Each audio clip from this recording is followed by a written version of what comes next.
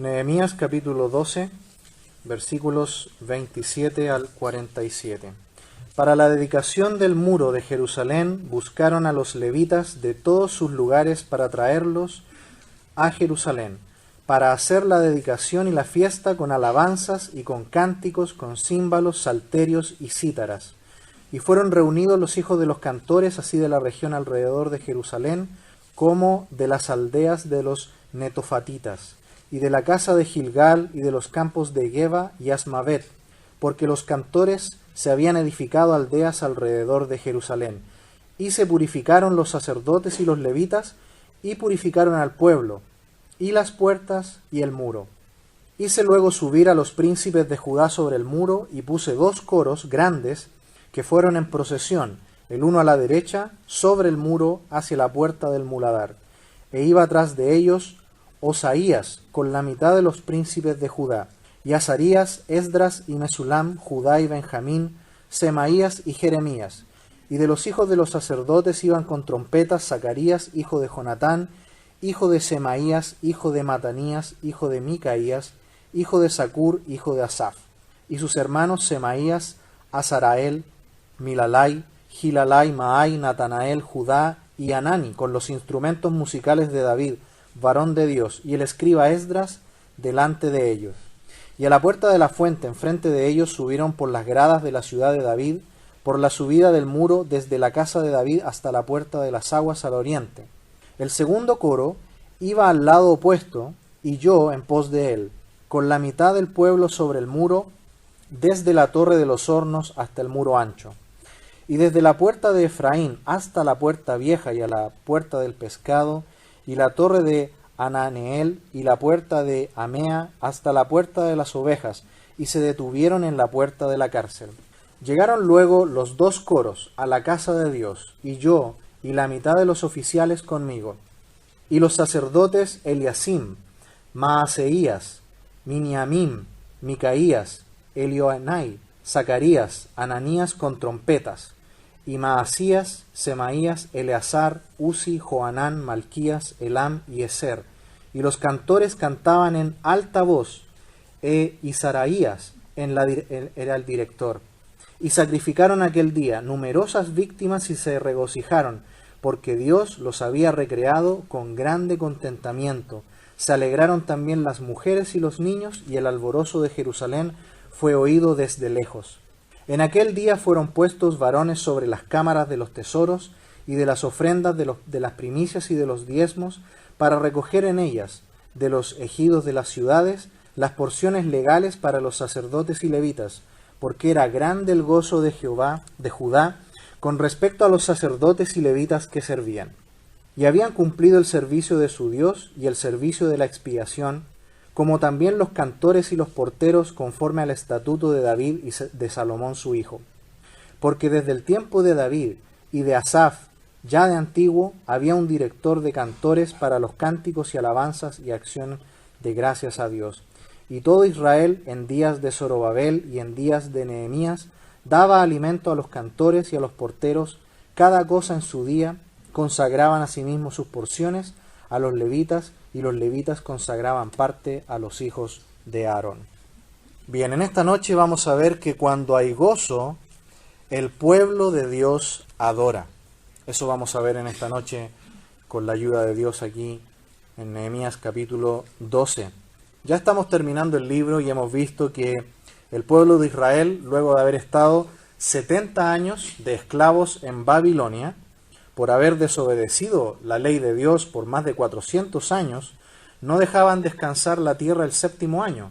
Debían por fe no cultivar la tierra en ese año, como una prueba de fe de que ellos confiaban en Dios para su provisión. Pero por todos esos años ellos desobedecieron y Dios les dio este duro castigo de estar 70 años como esclavos en Babilonia. Pero en la gracia de Dios, Dios permitió que estos años se cumplieran y el pueblo por fin pudo volver a la tierra de Israel. Primero, Esdras. Esdras vuelve con un grupo y reconstruyen el templo para así restaurar la adoración del pueblo de Dios. Luego, otro grupo con Nehemías vuelven para reconstruir los muros de la ciudad y la ciudad misma. Es decir, Dios estaba restaurando nuevamente al pueblo de Israel a su tierra. Y la razón es muy importante. Estaba establecido ya desde Génesis capítulo 3 que luego del pecado de Adán y Eva, Dios enviaría un Salvador. Y el profeta Miqueas en el capítulo 5 nos indica incluso el lugar exacto donde debía nacer el Mesías, en Belén de Judá. Es decir, el pueblo de Israel debía volver a su tierra y vivir allí, porque el Mesías llegaría. El Señor Jesucristo llegaría. El pueblo ahora entonces está muy gozoso, lleno de alegría, porque por fin pueden dedicar el muro a Dios. La ciudad ha sido reconstruida. Recuerdan que en el capítulo 11 vimos que Nehemías hizo la repartición, ¿no?, del pueblo para que hubieran familias viviendo uniformemente en todo el territorio de Israel. Es decir, Israel ha vuelto a ser una nación fuerte y están en la espera de que por fin llegue el Mesías. En 52 días solamente lograron esta tremenda hazaña arquitectónica de reconstruir el muro. El muro en la antigüedad era muy importante porque para poder penetrar una ciudad, si venía un enemigo, un invasor, un ejército invasor, le tomaría mucho tiempo penetrar una ciudad amurallada. Una ciudad con muros era una ciudad fuerte, como Jericó, ¿recuerdan? Jericó era una ciudad amurallada con un muro enormemente grueso, en la cual carros de guerra podían andar por arriba. Pero el poder de Dios, solamente con el pueblo de Dios, marchando alrededor durante 7 días, lo derribó, ¿recuerdan? El poder de Dios puede derribar cualquier cosa y también puede reedificar cualquier cosa. Y aquí vemos al pueblo de Dios que por fin está listo para dedicar el muro. A pesar de todos los enemigos que tuvieron en contra, el pueblo lo hizo en un tiempo récord. Versículo 27 dice: para la dedicación del muro de Jerusalén buscaron a los levitas de todos sus lugares para traerlos a Jerusalén, para hacer la dedicación y la fiesta con alabanzas y con cánticos, con címbalos, salterios y cítaras. Dice aquí la dedicación del muro. Así que luego de haberlo terminado, el pueblo ya instalado van a hacer finalmente una gran celebración. Pero hermanos amados, no es tan importante el muro en sí, las piedras, ¿cierto? Y la construcción. Lo importante es la ciudad de Jerusalén restaurada. Dios prometió que esa es la ciudad santa del pueblo de Israel. Y allí nuevamente están instalados y esa es la gran celebración que ellos están dedicando aquí en este capítulo. Dice que buscaron a los levitas de todos sus lugares. Es decir, ya se instalaron, están todos viviendo ahora en sus casas y ahora son todos convocados para volver a Jerusalén para celebrar esta gran fiesta. La razón por la cual los levitas no viven todos en Jerusalén, sino que viven todos dispersos por todos los rincones de Israel, es porque ellos hacían una labor pastoral con el pueblo. Es decir, ellos enseñaban la palabra de Dios, oraban, visitaban a las casas. Era una labor, podríamos llamar, pastoral. Ellos cuidaban al pueblo en lo espiritual. Por eso que vivían no todos en Jerusalén alrededor del templo, sino que vivían dispersos por todo Israel. Menciona aquí que es una fiesta y se mencionan los instrumentos de música. Recuerdan que Nabucodonosor, cuando llegó a Israel, destruyó todo completamente. Pero recuerdan que él cometió un robo. Nabucodonosor entró al templo y robó todos los utensilios de oro del templo, incluidos los instrumentos musicales.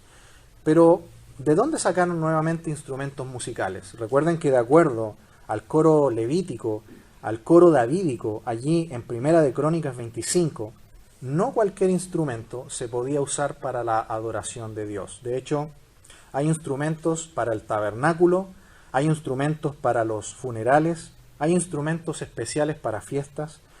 No se podía usar cualquier tipo de instrumento. Algunos instrumentos estaban prohibidos, no se podían usar en el templo dentro en la adoración. ¿De dónde sacaron los instrumentos? Si retroceden conmigo al libro de Esdras, que es el que está antes de Nehemías, mire conmigo el capítulo 1 y versículo 7. Recuerdan que los babilonios cayeron y vinieron los persas, y ahora los persas fueron el imperio mundial, y el rey Ciro hizo devolución de todo a Esdras antes de que salieran de Babilonia. Dice, versículo 7, y el rey Ciro sacó los utensilios de la casa de Jehová que Nabucodonosor había sacado de Jerusalén y los había puesto en la casa de sus dioses. Los sacó pues Ciro, rey de Persia, por mano de Mitrídates, tesorero, el cual los dio por cuenta a Sesbazar, príncipe de Judá, y esta es la cuenta de ellos: 30 tazones de oro, 1000 tazones de plata, 29 cuchillos, 30 tazas de oro, otras 410 tazas de plata y otros 1000 utensilios. Todos los utensilios de oro y de plata eran 5400. Todos los hizo llevar Sesbazar con los que subieron del cautiverio de Babilonia a Jerusalén. Menciona una escueta lista de los utensilios, pero dice que todo fue devuelto. Así que es muy posible que los instrumentos musicales, muchos de ellos diseñados y fabricados por el rey David, pues Dios le dio una capacidad especial para la música, fueron devueltos, y por esa razón es que el coro está nuevamente equipado. De acuerdo también a 1 de Crónicas 25, solamente los cantores que alababan a Dios en el templo era un coro de 288 personas, sin contar además los que tocaban instrumentos. Debió ser entonces un día realmente emotivo para el pueblo de Israel. Imagínense, después de 70 años de cautiverio, muchos de ellos habían nacido en el cautiverio y habían escuchado solamente las historias del coro que formó el rey David y con toda esta orquesta de músicos, y que ahora todo pueda volver a restaurarse. Debió ser un tiempo de regocijo muy, muy grande. Se mencionan allí los címbalos, los salterios y las cítaras. Quiero mostrarle un ejemplo de esto en Éxodo capítulo 31. Acompáñenme por favor a Éxodo, sin perder Nehemías. Éxodo capítulo 31. Dios quiere que le adoremos como Él quiere que le adoremos. Si usted nota hasta aquí, vemos que no es como el hombre decide acercarse a Dios, sino de la manera que Dios quiere que nos acerquemos a Él. Y Él guió en este caso a un hombre llamado Besaleel y también a otro llamado Aholiab. Dice que el Espíritu Santo de Dios los guió para fabricar los artefactos del tabernáculo. Mire conmigo capítulo 31, versículo 1. Habló Jehová a Moisés diciendo: Mira, yo he llamado por nombre a Besaleel, hijo de Uri, hijo de Ur de la tribu de Judá, y lo he llenado del Espíritu de Dios, en sabiduría y en inteligencia, en ciencia, ¿y qué más? En todo arte, para inventar diseños, para trabajar en oro, en plata y en bronce, y en artificio de piedras para engastarlas, y en artificio de madera para trabajar en toda clase de labor. Y he aquí yo he puesto con él a Aholiab, hijo de Ahisamac, de la tribu de Dan, y he puesto sabiduría en el ánimo de todo sabio de corazón, para que hagan todo lo que te he mandado: el tabernáculo de reunión, el arca del testimonio, el propiciatorio que está sobre ella, y todos los utensilios del tabernáculo, la mesa y sus utensilios, el candelero limpio y todos sus utensilios, el altar del incienso, el altar del holocausto y todos sus utensilios, la fuente y su base. Y usted puede seguir leyendo. ¿Cómo se hicieron todos estos artículos muy valiosos, muchos de ellos de oro, de maderas especiales? Porque Dios guió con su Espíritu Santo a estos hombres para hacer estas hermosas obras de arte. Y también, por supuesto, los instrumentos. Vemos entonces que cuando el pueblo de Dios dedica el muro como una obra no de ellos, sino de Dios, hay gozo. ¿Y cuál es el resultado de ese gozo? Adoración. El pueblo comenzó a adorar. Versículo 30. Y se purificaron los sacerdotes y los levitas, y purificaron al pueblo y las puertas y el muro. El muro y las puertas y todo eso son solo objetos, ¿no es así?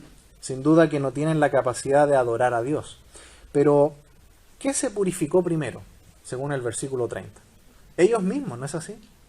Las cosas, el muro, las puertas y todos los objetos que ahora se van a volver a usar ahora para adorar a Dios, no funcionan a menos que personas los usen. Y ustedes ven allí que primero los sacerdotes, los líderes, ellos primero se purificaron delante de Dios y luego todo el pueblo se purificó y luego purificaron y dedicaron al Señor los objetos. Así que más importante que las cosas es nuestra propia santidad personal cuando nos acercamos a Dios. Cuando dedicamos un proyecto a Dios, cuando tenemos una idea, lo primero que tenemos que hacer es buscar la santidad de Dios. Primero buscar oír la voluntad de Dios. Purifiquemos nuestros oídos, nuestros ojos, nuestra mente y corazón para oír claramente la voz de Dios. Y después acerquémonos a Él. Muchas veces nos queremos acercar en nuestros términos, como nosotros queremos, pero Dios quiere que nos acerquemos como Él quiere que nos acerquemos. Hebreos capítulo 9, versículo 22, yo creo que es un pasaje que lo conocemos bien, que dice, y casi todo es purificado según la ley con sangre, y sin derramamiento de sangre no se hace remisión. ¿Cuál es la forma que Dios pide para que nos acerquemos a Él? Con sangre, con sangre. Hasta ese momento, el pueblo de Israel ofrecía sacrificios a Dios, como dice allí el versículo 43, donde dice que sacrificaron numerosas víctimas. Se refiere a víctimas animales, por supuesto. Todo tipo de holocaustos y de sacrificios de derramamiento de sangre. Y estos animales que eran sacrificados, ¿qué representaban? Representaban la muerte del que lo ofrecía.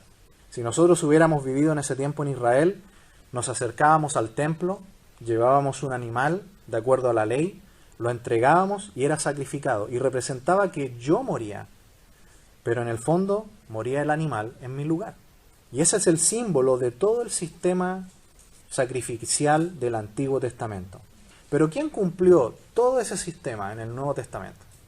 Juan el Bautista, ¿lo recuerdan? Capítulo 1, versículo 29 del Evangelio de Juan, cuando ve a Jesús dice, he aquí el Cordero de Dios que quita el pecado del mundo. Cuando viene el Señor Jesucristo, la segunda persona de la Trinidad toma forma humana y viene al mundo con un propósito, ser ese Cordero de Dios que iba a derramar toda su sangre en la cruz para ahora no solamente tapar los pecados, ocultar los pecados como era hasta ahí, hasta con los sacrificios de animales. Todo eran en una sombra solamente del verdadero Cordero de Dios que habría de venir, el Señor Jesucristo. Por eso, si usted pone su fe en Él y cree que Él murió en la cruz por sus pecados y cree que al tercer día resucitó de los muertos por el poder del Padre y le pide perdón por todos sus pecados, Él le va a dar a usted la vida eterna y el perdón de sus pecados. Esa es la única forma en que podemos acercarnos a Dios. Ya no por la sangre de animales, como era en el Antiguo Testamento, ahora por la sangre del Cordero de Dios, nuestro Señor Jesucristo. Es muy interesante Proverbios capítulo 17, versículo 15, donde dice, el que justifica al impío y el que condena al justo, ambos son igualmente abominación a Jehová. Lo leo de nuevo, fíjese, dice, el que justifica al impío y el que condena al justo, ambos son igualmente abominación a Jehová. Según este versículo, ¿Dios puede perdonar a un impío? No puede. Dice que es abominación a Jehová perdonar a un impío.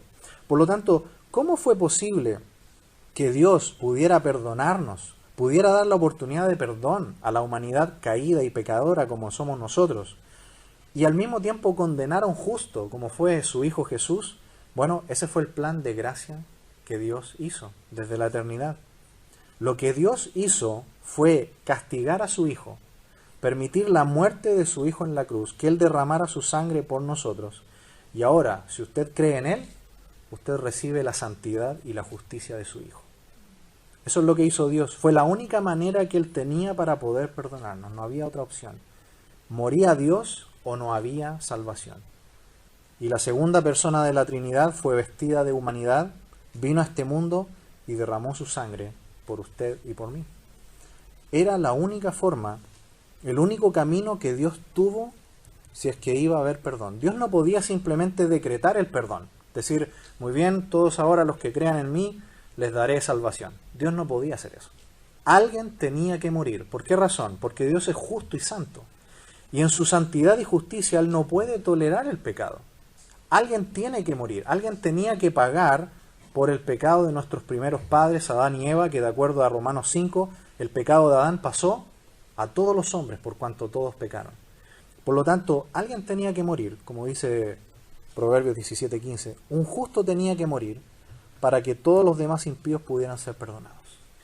Y el justo que murió fue el Señor Jesucristo. Él vino al mundo y murió por nuestros pecados. Acompáñenme por favor a Colosenses capítulo 1 y versículo 20. Dice, y por medio de Él, de Cristo, reconciliar consigo todas las cosas, así las que están en la tierra como las que están en los cielos, haciendo la paz mediante la sangre de su cruz. ¿Cuál es la única forma en que podemos tener paz con Dios? El camino de sangre del Señor Jesucristo. La única forma de que usted pueda entrar al cielo, de que usted y yo podamos entrar al cielo, es que seamos rociados, limpiados nuestros pecados con la sangre de Cristo, porque Él es santo. Y el libro de Apocalipsis dice que ninguna cosa inmunda entrará en el cielo. El único quitamanchas aprobado por Dios es la sangre de Cristo. El único limpiador eficaz de pecado es la sangre de Cristo. Y si usted no ha sido limpiado por Él, usted en este momento no tiene la salvación. Usted en este momento está camino a la condenación eterna, al infierno. La palabra de Dios advierte sobre esto y nos dice, ven a Cristo. Él es el único que puede limpiar tu corazón, quitar todo tu pecado y darte la vida eterna. Volviendo entonces a Nehemías capítulo 12, el pueblo entiende esto. Entiende que se tiene que acercar a Dios en los términos de Dios, no en los términos que ellos deciden. Dios pone las normas de cómo acercarnos a Él. Y en este gozo en que ellos han aprendido de que obedeciendo las normas de Dios es que podemos estar con Él, ellos hacen algo muy interesante. Si usted le puso atención a la lectura, va a notar que un gran grupo de cantores y de músicos hacen una procesión encabezados por Esdras. ¿Lo notaron?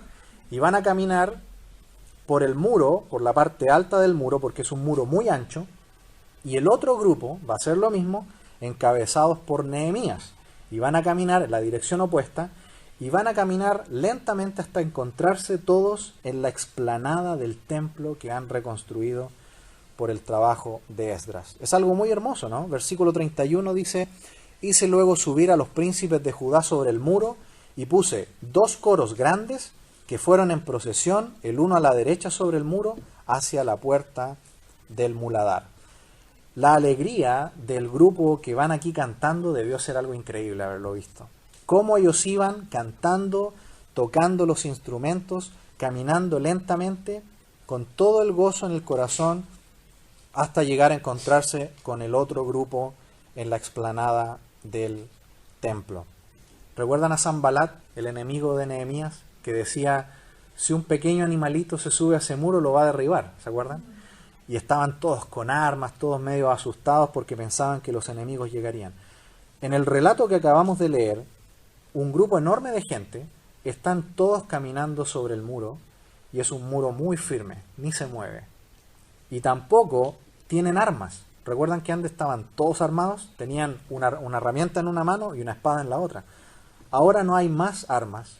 Ahora lo único que tienen es su voz y algunos instrumentos musicales para adorar a Dios. Porque cuando Dios quiere hacer su obra a través de su pueblo, nada lo va a poder detener. En los versículos 32 al 36 vemos el grupo de los que están participando en esta procesión, y ya hemos dicho que no todos los instrumentos podían ser usados. Quisiera que me acompañaran nuevamente a Colosenses, esta vez al capítulo 3, para que viéramos un poco el cómo debe ser esta música para adorar a Dios. Vemos que hay una unidad en toda la Biblia acerca de cómo debe ser la adoración a Dios, y este es un excelente versículo que nos explica qué propósitos debe tener la alabanza y la música que nosotros usamos. Colosenses capítulo 3, versículo 16, dice, la palabra de Cristo, así le llama Pablo a la Biblia, ¿no? Es muy interesante. La palabra de Cristo mora en abundancia en vosotros. Y aquí están los 2 propósitos que debe tener la música. ¿Cuáles son? Enseñándoos y exhortándoos unos a otros en toda sabiduría, cantando con gracia en vuestros corazones al Señor con salmos e himnos y cánticos espirituales. Podemos hacer un extenso estudio de este solo versículo, pero notaron que la música debe tener la capacidad escritural de enseñar y de exhortar. La música que nosotros tengamos debe ser doctrinalmente sólida, doctrinalmente firme, y debe tener la capacidad de edificar a quienes la cantan. Es una música que enseña y que exhorta. Enseñanza de la palabra de Dios. Y exhortación, exhortar no significa reprender. Exhortar significa animar. Es decir, por eso que el pueblo de Dios aquí está tan contento. Porque están alabando al Señor con música que es edificante y con música que anima, que levanta el corazón. Versículo 38, si volvemos a Nehemías capítulo 12, dice, versículo 38, el segundo coro iba del lado opuesto y yo en pos de él, con la mitad del pueblo sobre el muro, desde la torre de los hornos hasta el muro ancho. Aquí está el otro grupo, caminando en la dirección opuesta, arriba del muro, hasta juntarse todos allí en la explanada del templo. Versículo 42. Y Maasías, Semaías, Eleazar, Uzi, Joanán, Malquías, Elam y Ezer, y los cantores cantaban en alta voz, e Israías era el director. ¿Cómo cantaban? Con mucho ánimo, con mucho ánimo. Yo sé que muchas veces llegamos a la casa del Señor con poco ánimo. Hemos sido golpeados quizás por diferentes pruebas y llegamos con poco ánimo de cantar. Pero hemos visto que cuando el pueblo de Dios, tiene gozo en su interior, va a adorar a Dios, a pesar de todo. Y el gozo no es algo que depende de afuera. ¿Recuerdan el Salmo 16, versículo 11? En tu presencia hay plenitud de gozo, es decir, en la presencia de Dios hay gozo. Y la Biblia dice que la presencia de Dios ya no está más en el lugar santísimo solamente. La presencia de Dios ya no está solamente allí en el arca del pacto que diseñaron estos hombres allí en Éxodo 31, recuerdan que lo leímos recién. Ahora, ¿dónde mora la presencia de Dios? ¿No mora en cada uno de nosotros? ¿No dice el apóstol Pablo en 1 Corintios que somos templo del Espíritu Santo de Dios? Por lo tanto, tenemos un gozo permanente dentro de nosotros. El Espíritu Santo mora dentro de nosotros y no debemos apagarlo y no debemos entristecerlo. Pablo explica en Romanos capítulo 8 que debemos andar en el Espíritu. Y andar en el Espíritu significa alimentar el Espíritu. ¿Cuál es el alimento espiritual? La palabra de Dios. Si nos alimentamos todos los días, si oramos todo el tiempo, vamos a andar en el Espíritu porque estamos alimentando el Espíritu. De otra manera ocurre lo contrario, como Pablo explica también allí en Romanos 8. Si dejamos de alimentar el Espíritu, vamos a empezar a andar en la carne. Alimentar el Espíritu y vamos a andar en el Espíritu. Versículo 43. Y sacrificaron aquel día numerosas víctimas y se regocijaron porque Dios los había recreado con grande contentamiento. Se alegraron también las mujeres y los niños y el alborozo de Jerusalén fue oído desde lejos. Ahí están los sacrificios de los que hablamos anteriormente. Y estos sacrificios han tenido su cumplimiento total en Cristo. Por eso que nosotros ya no tenemos que hacer nunca más sacrificios de animales ni de sangre. Porque el Cordero de Dios, el Señor Jesucristo, completó esos sacrificios. Ya no son más necesarios. Ahora solamente hay que creer en su persona y obra. Y todo aquel que lo haga con fe sincera, de corazón, como dice Romanos capítulo 10, si crees en tu corazón que Dios le levantó de los muertos, serás salvo. Sacrificaron y se regocijaron, dice ahí el versículo 43. Cuando nosotros reconocemos que sin Dios no podemos hacer nada y que Él venga y intervenga en nuestra vida y luego con gratitud nos entregamos, Dios va a llenar de gozo nuestro corazón. Ese es el camino verdadero del gozo. Primero, el gozo ya está dentro de nosotros. El problema es que muchas veces lo apagamos o lo entristecemos, ¿no? Lo que tenemos que hacer es reconocer en primer lugar que nada podemos hacer por nosotros mismos. Permitir que Dios sea el que intervenga en nuestra vida, en nuestro corazón, cada día con su palabra y la oración, y luego responder con gratitud. En ese momento el gozo va a inundar nuestra vida, tal como el salmista, y recuerdan a David en el Salmo 23, cuando dice, mi copa está rebosando, de gozo, de alegría. También en Primera de Juan, capítulo 1, el deseo de Juan era que vuestro gozo sea completamente lleno, es la idea allí. Dice aquí que el gozo no era solamente de los líderes, de los sacerdotes, de los levitas, dice todo el pueblo, y el escritor aquí, Nehemías, se preocupa incluso de indicar que las mujeres, incluso los niños, habían entendido esto y estaban todos contentos. Cuando el pueblo de Dios entiende que Él ha hecho una obra de gracia y de misericordia en nosotros y nos ha dado a Cristo, el gozo más grande que nosotros podamos tener, y lo entendemos todos, dice que todo el pueblo va a estar contento, dice que el alborozo, dice ahí, se va a escuchar de todas partes. Es decir, el testimonio de Cristo lo van a saber también otros.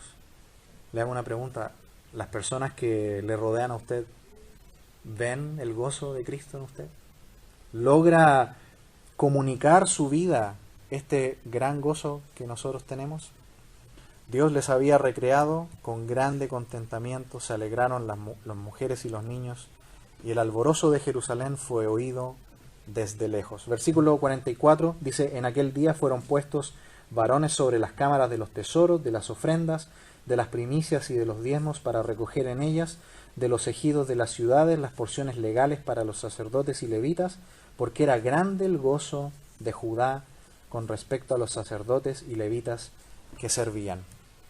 Vemos aquí una enseñanza muy interesante, y es que el pueblo reconoció a Dios y a los que le servían en Israel en las cosas espirituales. Y nosotros como iglesia también lo podemos hacer, agradeciendo a Dios por quienes nos sirven en nuestro medio, orando por ellos, nuestros líderes, nuestros misioneros y nuestros pastores. Versículo 46. Porque desde el tiempo de David y de Asaf, ya de antiguo, había un director de cantores para los cánticos y alabanzas y acción de gracias a Dios. Nehemías aquí no quiere dejar de lado el modo en cómo Dios ordenó que fuesen hechas las cosas. ¿Desde cuándo dice ahí?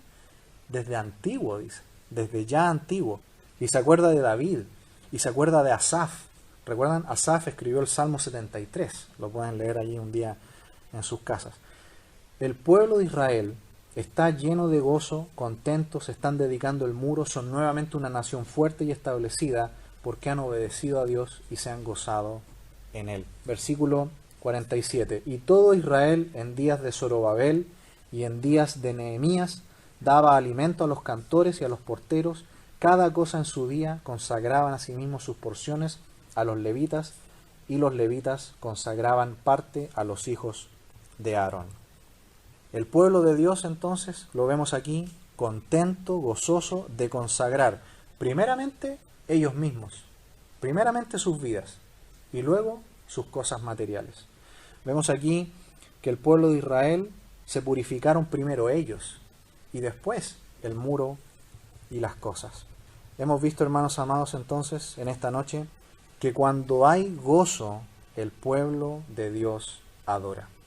El pueblo de Dios se preocupó por mantener la excelencia de todo lo que habían logrado hasta acá. Obedecieron a Dios y Dios les llenó de gozo el corazón. Que el Señor nos ayude a nosotros a hacer lo mismo, a obedecer a nuestro Dios, a consagrar nuestra vida a Él cada día, a alimentar nuestra vida espiritual cada día, y el reflejo de Cristo en nosotros. Otros lo van a poder ver y van a poder creer en Cristo por nuestro testimonio. Oremos.